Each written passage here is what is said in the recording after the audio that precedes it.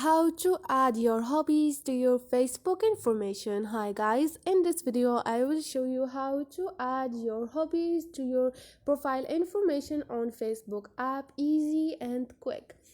First thing, go to your Facebook app, go to your profile, and all you need to do is click on edit profile, and here you're gonna find hobbies. Click on add,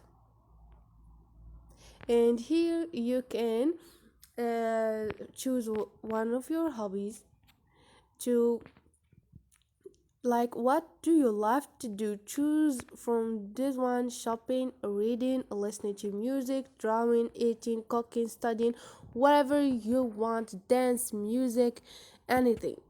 And if you are done, just click on save, and they're gonna save it to your information.